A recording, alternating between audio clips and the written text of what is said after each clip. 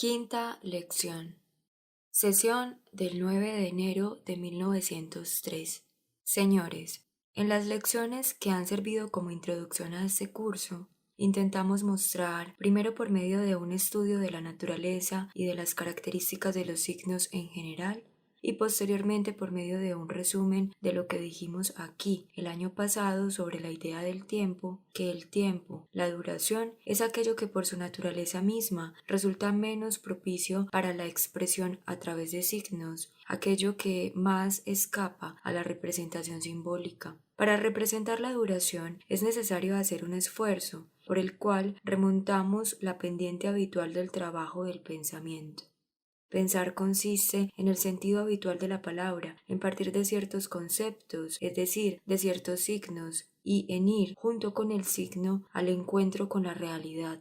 Pensar, en el sentido ordinario de la palabra, es plantearle a la realidad cierto número de preguntas ya hechas, formuladas de antemano, es establecerse en lo inmóvil, en lo estable, en lo desconocido, aguardar e interceptar a la realidad que va pasando. Pero entonces el movimiento, es decir, el tiempo, la duración, escapa. Y si queremos recobrar esta realidad, si queremos representar adecuadamente el tiempo y la duración, es necesario aplicar el procedimiento inverso. Hace falta intentar, remontando la pendiente de la naturaleza, subvirtiendo, revirtiendo el sentido habitual del trabajo del pensamiento, instalarnos de pronto en el movimiento, en lo que dura, dejar de identificar a lo largo del camino aquellos conceptos que hacen las veces de hitos sobre la ruta. Entonces, una vez captado el tiempo a través de un esfuerzo interior, con la conciencia podemos pasar de este a los conceptos. Pero no hay manera alguna de pasar del concepto al tiempo. Por tanto, una filosofía que se instala en los conceptos y que hace de los conceptos la única forma de conocer es una filosofía condenada a dejar escapar el tiempo, o a descuidarlo, ignorarlo por completo, o a hacer de él una mera ilusión. El tiempo, desde este punto de vista, no es ni analizable ni expresable.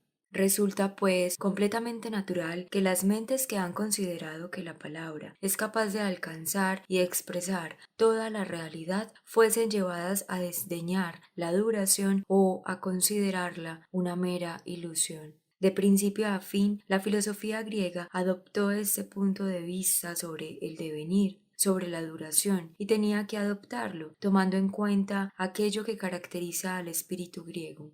Puesto que forma parte del tema de hoy, probablemente nos resulte inútil preguntarnos lo siguiente. Y esto no es más que un paréntesis en un momento en el que la cultura griega va, no digo a desaparecer, pero al menos, sin duda, sí a restringirse a un pequeño número de iniciados. ¿Cuál es el rasgo característico, el más notable, del espíritu griego? No les estaría mostrando nada nuevo si les digo que el rasgo característico, esencial, visible en todas partes en las obras del genio griego, es la precisión. Los griegos inventaron la precisión. La precisión no es una cualidad indispensable, esencial de la mente. Podemos prescindir de ella. Una aproximación es suficiente para todo tipo de cosas, prácticas o incluso en cierto sentido teóricas. Naturalmente, contamos con la aproximación y nos conformamos con eso. La precisión es algo inventado y que pudo no haberlo sido. Es un accidente histórico. Por una afortunada combinación de circunstancias producida en cierto punto del espacio, del tiempo, resultó que los hombres, ciertos hombres, le dieron una importancia mayúscula a la precisión, a la adecuación perfecta entre el fondo y la forma, a una inserción de la idea en la forma tal que entre dicha forma y dicha idea no hubiera ningún juego, ninguna brecha, ningún intervalo. La inserción perfecta, completa, de la idea en la forma busca, antes que nada, la precisión, que es evidentemente el rasgo característico del espíritu griego. Esto es visible por doquier, en todo lo que los griegos nos dejaron en su literatura, que es lo primordial. La literatura no necesariamente está guiada por el afán de precisión. ha habido tradiciones literarias previas a la griega y otras posteriores que no están completamente inspiradas en los griegos, y para no ir más allá de nuestra literatura occidental, la literatura inglesa, la alemana, que si bien están impregnadas de clasicismo y muy inspiradas en los clásicos, no son herederas directas de la cultura helénica. Lo que parece distinguir a esas tradiciones literarias de la griega y de la latina, y aquello que las separa de la literatura que con frecuencia les sirvió de modelo, es que éstas no pretenden únicamente expresar, sino que también intentan sugerir, es decir, que la forma no se ciñe estrechamente al contorno de la idea. La forma, con frecuencia, no tiene un contenido absolutamente definido. El autor hace un llamado al lector para que llene el contenido que de antemano no está totalmente determinado, que se encuentra parcialmente indeterminado, la forma, el molde que él presenta. Ahí la literatura sugiere ideas tanto como las expresa. Pero la esencia misma del helenismo, podríamos decir del clasicismo, lo que lo convierte en clasicismo, es una adecuación tal de la idea a la forma que, en la forma, la idea debe estar dada. Esta se encuentra totalizada de tal manera que no puede haber lugar ya para la interpretación meramente sugestiva, puramente individual. Es la lealtad, la sinceridad, la exposición perfecta, por decirlo así, de la idea empotrada en la forma. Esto es el clasicismo en general y particularmente el helenismo. Esto es lo que buscamos en la cultura griega. En este sentido, nuestra propia literatura es ciertamente la heredera directa de la literatura griega. Habremos de lamentar la renuncia, al menos por parte de la mayoría de las mentes cultas, a este medio cultural. Muy probablemente tenemos aquí una evolución inevitable que comenzó hace mucho tiempo, el día mismo en el que dejamos de ver al griego como el objetivo de los estudios clásicos. No digo que el latín no sea tan preciso como el griego, pero los latinos no inventaron la precisión, la recibieron, la imitaron y tuvieron que restringirla a un pequeño número de ideas, a un número mucho menos considerable. Tuvieron que reducir el campo de sus investigaciones. Así pues, la precisión perfecta, la adaptación perfecta de la forma al fondo, parece ser un invento de los griegos y algo además accidental. Esto concierne a una cualidad, la cual, desde otro punto de vista, puede ser un defecto, que es la cualidad maestra del espíritu griego. Se puede ver en la literatura griega y también en la ciencia. Los griegos inventaron la demostración. Ellos son los verdaderos inventores de la demostración matemática, la cual no existía antes de ellos. Se dice con frecuencia que las matemáticas, la geometría, no son de origen griego, y de hecho se sabe que los egipcios conocían ciertas proposiciones geométricas. Pero también sabemos, gracias a trabajos recientes, que los egipcios obtuvieron estas propiedades geométricas a través de medios empíricos. Sin duda, eran generalizaciones de la experiencia, no había demostración. La demostración es un invento griego, una concatenación de proposiciones tan perfecta, tan rigurosa, partiendo de una definición primordial que en ningún momento a todo lo largo de la deducción hay intervalo, brecha o juego. Es el rigor, es lo absoluto con respecto a la forma. Una demostración geométrica es un absoluto. Una vez hecha, no se entiende cómo podría haber sido de otra forma. De nuevo tenemos aquí algo contingente para la mente humana. Esto se dio y pudo no haberse dado nunca. Las matemáticas habrían existido de cualquier manera, porque la demostración no es esencial para las matemáticas y es concebible que la mente humana hubiera seguido este camino. Habríamos podido llegar directamente a las matemáticas tal y como las conciben los modernos, las matemáticas como un estudio de la variación continua de una o varias magnitudes en relación con otras. La demostración es algo muy específico, es algo que recoge, que elige algunas variaciones a lo largo de la continuidad. Escoge ciertas estaciones, ciertos lugares de descanso y estudia ciertas relaciones estadísticas obtenidas de esta manera. Esto pudo no haber sido, pero si esto no hubiera sido así, las matemáticas, al menos las que tenemos, no habrían sido lo que son. Es decir, el modelo de la precisión, del rigor, el arquetipo mismo tanto del rigor como de la precisión. He ahí lo que los griegos inventaron. Decía que la precisión es una gran cualidad, pero en ocasiones es un defecto, la otra cara de la moneda. Ahí, donde ante todo nos preocupa la precisión, estamos necesariamente inclinados a considerar como inexistente lo que no se puede expresar con precisión perfecta y, con mayor razón, lo que no se puede expresar en lo absoluto. En estas circunstancias es natural que todo lo que es avance, devenir, todo aquello que implica generación, evolución, que todo eso escape casi por completo al espíritu griego. Esto es muy evidente en la literatura y en la ciencia de los griegos. Existen estados mentales que los griegos no conocieron, o que al menos que su literatura desconocía, que ésta deja completamente de lado. Se trata justamente de los estados mentales más profundos, los que no se pueden expresar totalmente a través de palabras. Con mayor razón, aquellos que no se pueden expresar en lo absoluto con palabras, todo lo que no se puede ni sugerir ni expresar, es decir, en buena medida, aquello que alimenta la poesía lírica de los modernos.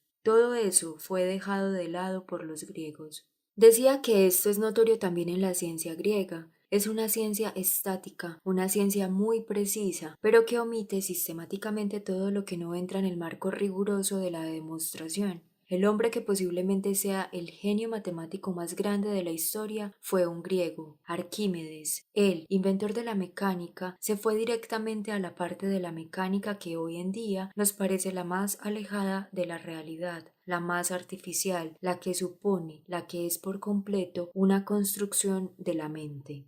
Por el contrario, no conocía la parte de la mecánica que toca lo real, la que ciñe estrechamente lo real, la realidad que se convierte en movimiento, la dinámica. Él no la conoció jamás. ¿Por qué? Porque la estática es lo que cabe en el marco absoluto preciso y riguroso de la demostración. La dinámica, no digo que sea menos precisa, menos rigurosa en la forma que los modernos le han dado, pero fue necesario llevarla, más o menos artificialmente, hacia este rigor. No lo tenía originalmente. Si consideramos su teoría matemática, Arquímedes es muy instructivo a este respecto. Él ideó los procedimientos matemáticos más complicados y de aplicación más difícil, creó lo que hoy en día llamamos integraciones. Pero, y eso es algo muy curioso, nunca consideró estos procedimientos, estos métodos que él aplicaba como otra cosa que no fuera un tipo de andamiaje exterior a las cosas, el cual había sido construido por los matemáticos de manera provisoria con el fin de medir y del que intentaban deshacerse lo más rápido posible. Justificó cada una de sus integraciones con una demostración particular, siempre ad absurdum, el absurdo que resulta si no consideramos la exactitud de sus cálculos. Pero nunca se le ocurrió pensar que los elementos que entraban en su cálculo fueran elementos reales. Si se le hubiera ocurrido esta idea, se habría visto impulsado a construir una teoría matemática como la de los modernos, con la idea de lo infinitamente pequeño como base, lo infinitamente pequeño considerado como un elemento real que forma parte de la realidad. Pero no se le ocurrió esta idea, y suponiendo que se le hubiera ocurrido, la descartó, porque habría sido renunciar a la precisión, al rigor absoluto de la demostración. He ahí el rasgo verdaderamente característico del espíritu griego. Y si quisiéramos convencernos, mediante un estudio exterior de la filosofía griega, de la gran importancia que tuvieron siempre para ellos la expresión y sobre todo la capacidad de ser expresado, nos bastaría con revisar en filosofía la historia del término que originalmente significa, en esencia, la palabra. Logos es la palabra y logos es la demostración. Es así como denominamos a la demostración matemática, logos. Y luego es el razonamiento en general, es la razón en general, y luego el concepto, la idea, tal y como Platón y Aristóteles la comprendían. El concepto es precisamente la definición, porque es el concepto. Un logos es una definición y a medida que avanzamos en la historia de la filosofía griega, el significado de la palabra se amplía nuevamente, manteniéndose, sin embargo, muy cerca del sentido original. Con los estoicos, logos es aquello que explica y también lo que ocasiona la vida, es la razón seminal, la razón generadora, el principio de la organización vital. Y entonces, en la filosofía de Plotino, el logos pasa a primer plano. No que sea muy visible, pero si queremos comprender a Plotino, como decíamos el año pasado, debemos partir de esa noción del logos, es decir, la razón generadora, algo que se encuentra tendido entre la idea y el devenir. Es cierto que Plotino se encargó de indicarnos de forma implícita cómo se relaciona este sentido de organización con el sentido original. El logos, entendido de esta forma, es algo similar al papel de un actor, y en efecto, el logos tiene originalmente este sentido. Las palabras que enunciamos son como el rol que un actor declama. La vida de un ser vivo es la actuación de un rol, es el desarrollo de algo que estaba enrollado. Es también, en cierto sentido, la actuación de un rol que se encuentra escrito. De hecho, todo lo que se expresa, todo lo pensado y todo lo vital, es decir, los dos aspectos esenciales de la realidad, todo se expresa de cierta forma por el mismo término, la palabra, el discurso. Esto equivale a decir que para los griegos el discurso, la expresión, la capacidad de expresar es la totalidad del pensamiento y aquello que no se puede expresar, que no es perfectamente expresable, no cuenta para el pensamiento. Si es así, ¿resulta acaso increíble encontrar desde el inicio, desde la primera aparición del idealismo griego, la idea de que no hay nada real que no sea susceptible de expresión perfecta? La filosofía de la escuela de Elea, que es al parecer la primera forma del idealismo riguroso, dicha escuela, tal como la encontramos en Parménides, a quien conocemos un poco mejor que a su predecesor Genófanes, se apoya enteramente en este principio. Nosotros sabemos, gracias a los fragmentos que nos quedan de Parménides, que el logos es aquello que debe usarse para distinguir la realidad de la ilusión. Si queremos saber lo que es ilusorio y lo que es real, aplicamos el logos. ¿Y qué entendía él por logos? En los fragmentos que nos quedan de él encontramos varias veces estas dos palabras juntas, pensar y hablar. Para él son lo mismo. No podrás ni saber ni expresar. Esto no es ni pensable ni expresable, etc. Las dos palabras aparecen juntas en los fragmentos. Esto es muy significativo. Además, sabemos que el logos era señalado por él como aquello que distingue lo real de lo ilusorio. El punto de partida es entonces este. Si queremos saber lo que es real y lo que es ilusorio, identifiquemos lo que es pensable o expresable y lo que no lo es. Con los fragmentos que nos quedan, parece muy difícil reconstruir exactamente el orden de ideas de Parménides. Podemos proceder solamente a través de conjeturas, pero parece que la primera consecuencia derivada de esta postura en cuanto a criterios de verdad es que algo es o no es. Este es un principio que encontramos formulado en los fragmentos de Parménides y que constituye presumiblemente la primera consecuencia de esta idea, que solo es real, verdadero, aquello que es completamente expresable. El principio de no contradicción, tal como él lo formuló, era el siguiente: algo es o no es. Esta es la forma radical del principio de no contradicción. Y si en efecto afirmamos que solo es verdad aquello que es completamente formulable, enunciaremos de la siguiente forma el principio de no contradicción: algo debe ser o no ser. Esto es lo que dice el lenguaje. No hay punto medio entre ser y no ser. Si aceptamos este principio, el cual está lejos de ser tan evidente como parece, sobre todo en la forma radical que los eleáticos le dieron, se siguen, y así lo vio Parménides, dos consecuencias de las cuales no examinaremos más que la segunda. La primera es que la multiplicidad es impensable, ininteligible, que no existe. Todo es uno. Esta era una de las conclusiones de Parménides. La que nos interesa más, y que en el fondo no es más que otra forma de la primera, es que toda especie de cambio, todo devenir, es ininteligible. Si afirmamos que algo es o no es, no hay devenir, nada deviene. ¿Por qué?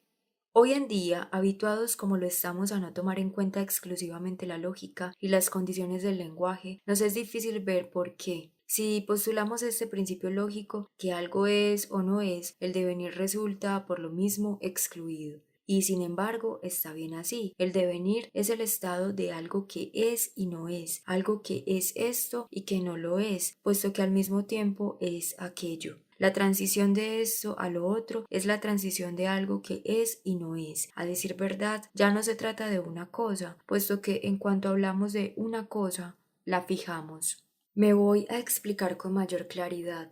Si nos colocamos en el punto de vista de la realidad, lo que indicábamos al principio de esta lección, si consideramos la realidad tal como es en ella misma, independientemente de toda expresión, la realidad es, ante todo, evidentemente una transición, un paso, un movimiento. Entonces el devenir, el cambio, no tiene necesidad de caber en conceptos terminados. Más aún, no puede caber en ellos, sino que tan pronto nos colocamos fuera de los conceptos, tan pronto nos colocamos en la experiencia, captamos el devenir, captamos la duración en sí misma. Por el contrario, si pretendemos que el conocer sea ir del concepto a la cosa y no de la cosa al concepto, conocer consistirá necesariamente en inmovilizar, fijar y por lo tanto el devenir se escapará. Intentaré explicarme con mayor claridad con un ejemplo. Tomaré un ejemplo en el que ambos, sujeto y predicado, sean sustantivos. Así será más claro. Considera la siguiente proposición. El niño se convierte en hombre.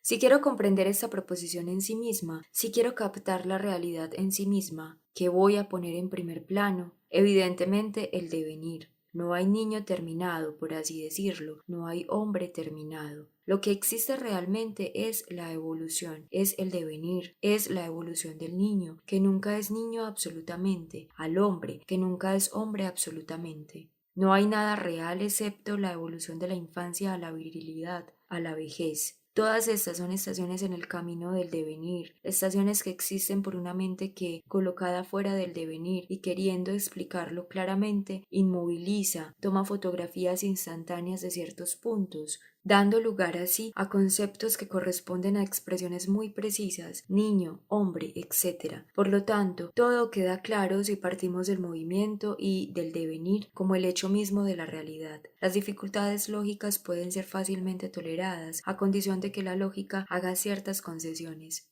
Pero supongamos, y este es el punto de vista de los griegos, que partimos de los términos niño, hombre, etc., como si fueran realidades, pero entonces la realidad está totalmente hecha. Tenemos al niño, tenemos al hombre, y entonces la transición de uno al otro se vuelve un accidente cualquiera que se superpone, que constatamos, pero que escandaliza, que es un escándalo para el espíritu y para la lógica, puesto que, ¿cómo es que el niño, que por definición es un niño, puede ser un hombre? El niño se convierte en hombre mientras tenga niño como sujeto. ¿Cómo puedo identificar al sujeto niño con el predicado hombre? Esto quiere decir que el niño es niño y que, siendo hombre, no es niño. Ustedes me dirán que el predicado es este. El niño está deviniendo hombre. Es cierto, pero eso no hace más que posponer la dificultad, pues el niño, por definición, es algo terminado. Ese corresponde a un concepto determinado y decir que se está convirtiendo en hombre equivale a decir que no está terminado, que es algo distinto de lo que habíamos dicho. Hay algo ahí que ofende a la lógica. Si afirmamos que lo que nos es dado son cosas y no movimientos o transiciones, es imposible no decir sobre una cosa que es lo que es. El niño es niño, el hombre es hombre, pero del niño al hombre no hay paso lógico posible. Esto es lo que decía Parménides. No podemos decir de una cosa más que esto. Es lo que es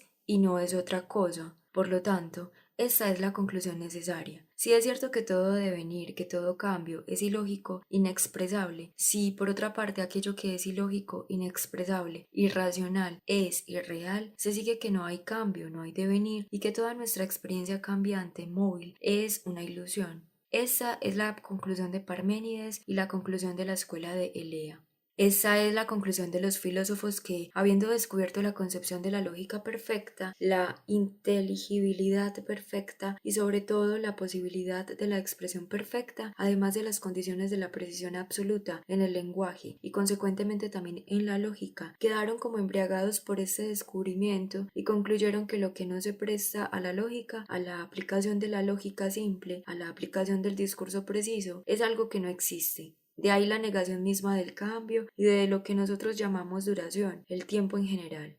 Además, en los fragmentos que conservamos no hay nada explícito sobre el tiempo y la duración. Veremos en la próxima lección que es en Platón donde encontramos por primera vez algo completamente preciso y extremadamente interesante sobre el tiempo, sobre la duración. Ahora, si bien no tenemos una teoría explícita del tiempo, sí tenemos, aunque no en Parménides sino en Zenón de Elea, la indicación implícita de las razones por las cuales el tiempo, la sucesión, es necesariamente ilusoria. Refiero a los argumentos de Zenón de Elea contra el movimiento.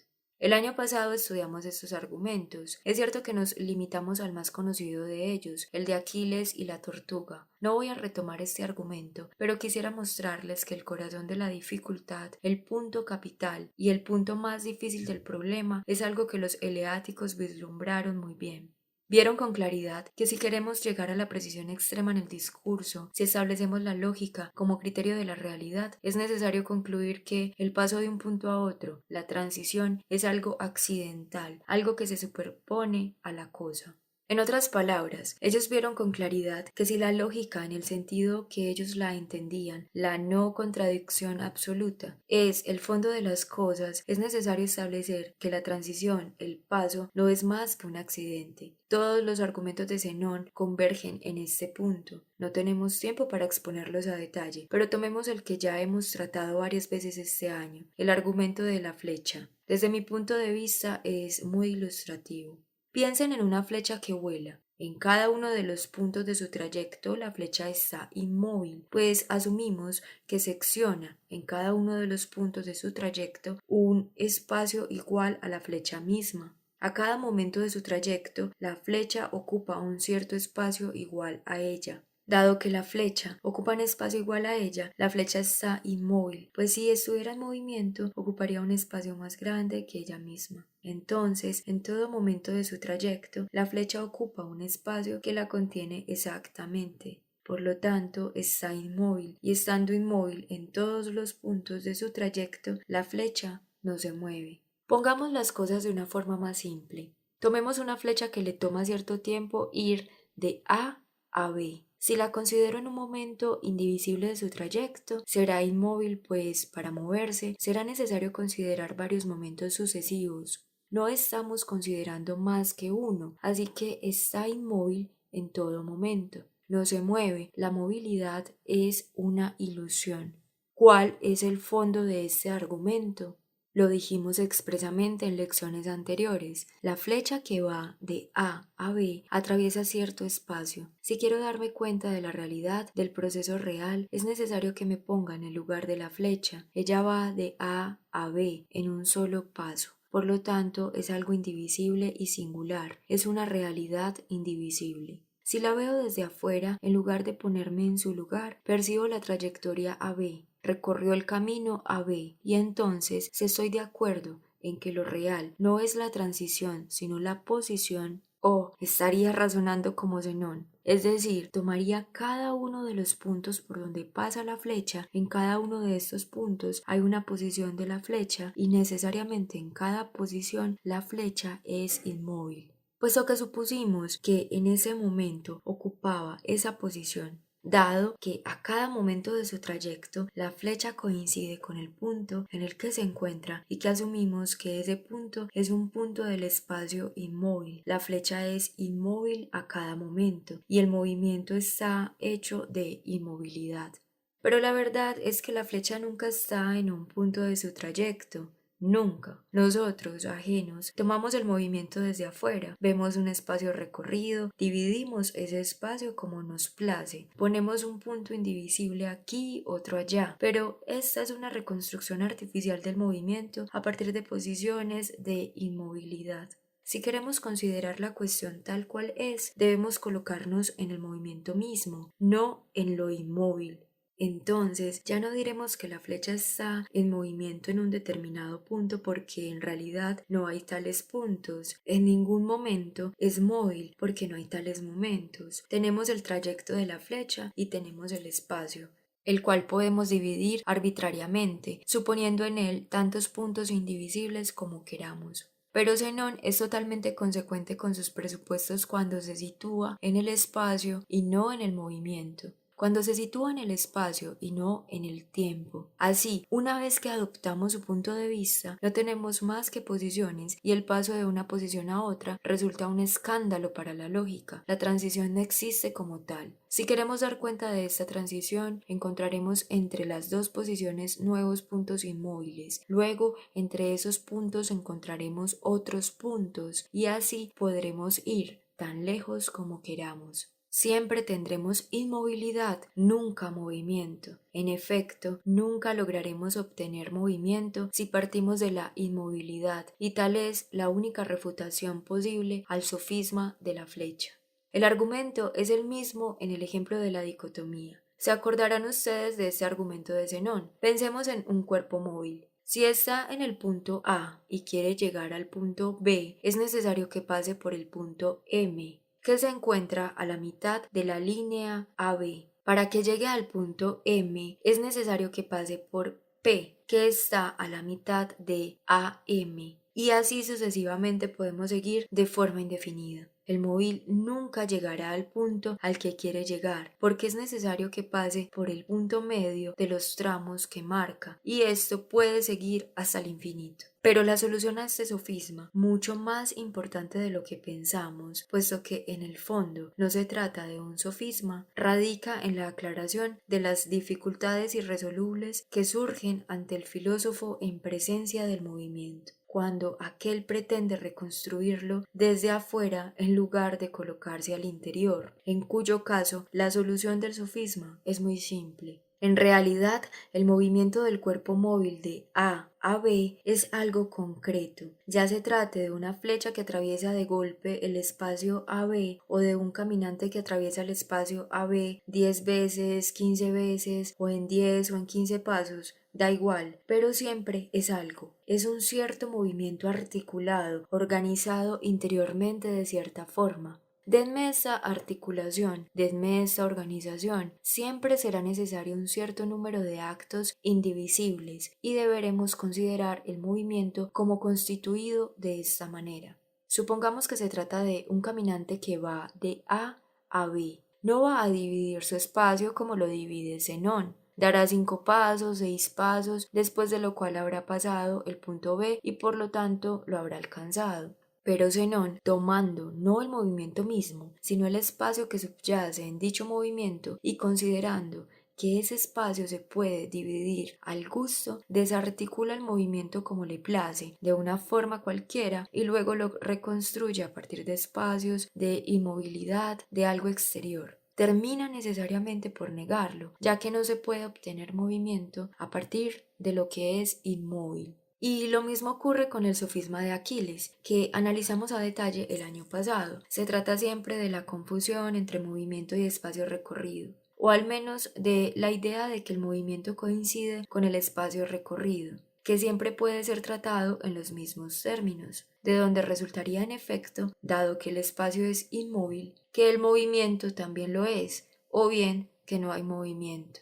El más instructivo de los argumentos de Zenón, probablemente después del de la flecha mencionado al principio, es un argumento muy singular, menos conocido que el resto, el argumento del estadio. Es tan difícil de formular que hace falta una ilustración. Pongámoslo de esta forma que es más clara. Pensemos en una estación de ferrocarril a la que llamaremos AB. Pensemos que dos trenes avanzan en sentidos contrarios, a la misma velocidad y pasan al lado uno del otro a la mitad de la estación. Tenemos el tren CD y el tren EF. Supongamos que estos trenes CD EF tienen la misma longitud y que son igual de largos que la estación. Cuando el punto C llegue a la altura del punto A, cuando uno de los maquinistas de uno de los trenes llegue a un extremo de la estación, el maquinista del otro tren, el EF, habrá llegado al punto B, es decir, al otro extremo de la estación. Por lo tanto, el maquinista que está en el punto E habrá recorrido toda la distancia EF, habrá pasado sucesivamente ante todos los puntos de la línea EF. Se sigue que el punto C habrá recorrido todo el intervalo FE, pero habrá recorrido también la mitad de la línea AB, puesto que habrá llegado al extremo de la estación. De esta forma, al mismo tiempo, el maquinista situado en C habrá recorrido la distancia EF y una distancia igual a la mitad de EF.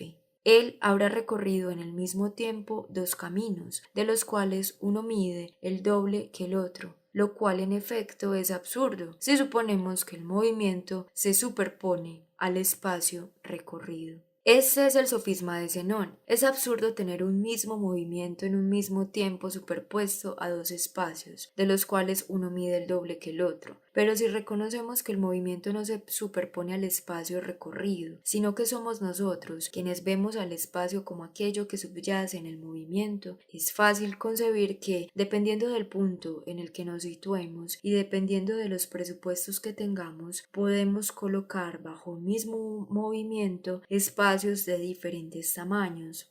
Por tanto, todo se aclara si nos colocamos en el interior del movimiento, todo se oscurece si nos colocamos fuera de él. Con este argumento de Zenón vemos claramente que si queremos captar el movimiento, dar cuenta de su posibilidad, es necesario colocarnos en él y no intentar reconstruirlo desde afuera, a partir de términos que, siendo distintos del movimiento, son inmóviles, es decir, incapaces, a través de su acumulación o yuxtaposición, de producir movilidad. En la próxima lección hablaremos de la primera teoría del tiempo que encontramos en la historia de la filosofía. Mostraremos cómo las páginas del Timeo, en donde se expone esta teoría, arrojan mucha luz sobre toda una parte de la filosofía de Platón, que apenas comienza a ser estudiada más de cerca hoy en día, tras haber sido considerada como relativamente insignificante. La parte de la filosofía de Platón que habla del devenir y que se expresa a través de mitos.